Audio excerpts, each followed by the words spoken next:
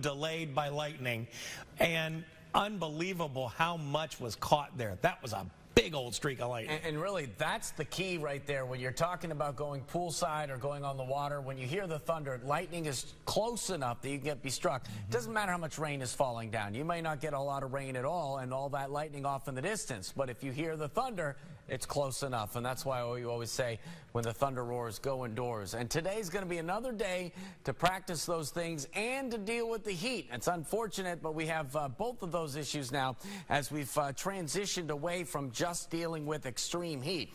Doppler right now showing there's a lot of low-level moisture still around. You could pop a shower in this even through the morning hours, but in the afternoon, that's when those clouds get more vertically developed because we're not going to deal with temperatures just in the lower 70s. It'll be the lower 90s. A lot more instability in that environment. So this first alert weather day for the excessive heat still, but now also the downpours. And that's today and tomorrow afternoons with temperatures 90 plus, but localized flash flooding can occur in some of these downpours because there's still no steering currents that are really that good at moving things around. So we do have a heat advisory through 8 p.m. tonight, but notice no longer those extreme heat warnings, the highest degree of concern because of heat, but we've exchanged that with an elevated risk for flash flooding. So here's what you see going out the door today. Any early fog burns off, hours of sunshine, but also a few isolated showers. And then once we hit midday, we're near 90, getting into the 90s again this afternoon. But now we've got those thunderstorms roaming around, and those slow-moving downpours can spell trouble, just like we saw on the turnpike yesterday evening.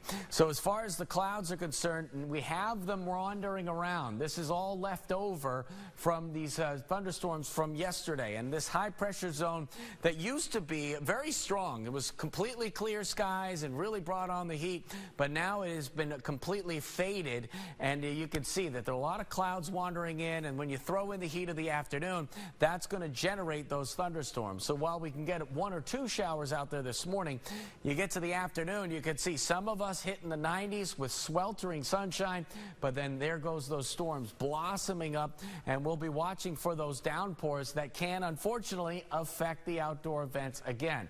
In the evening, that fades, and then we get to Saturday, and we're tracking a similar pattern here with an any-hour shower. But in the afternoon, we're going to see these lines of showers and storms develop. But this one has a little bit more organization tomorrow. A weak front does try to come through. So we'll see if everybody can get at least a little piece of that rain.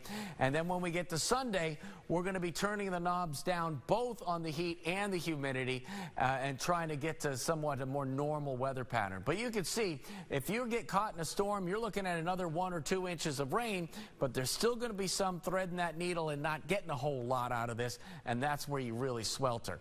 So your forecast this morning, talking about patchy clouds and fog with that isolated shower. Temperatures again beginning in the low 70s.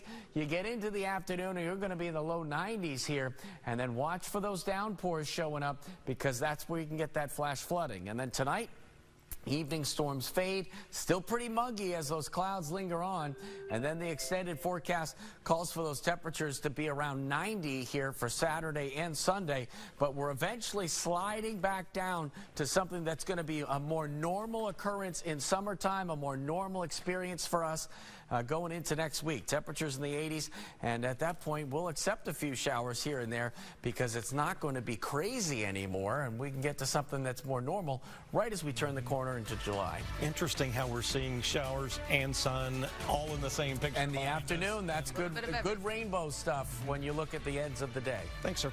And we'll be right back.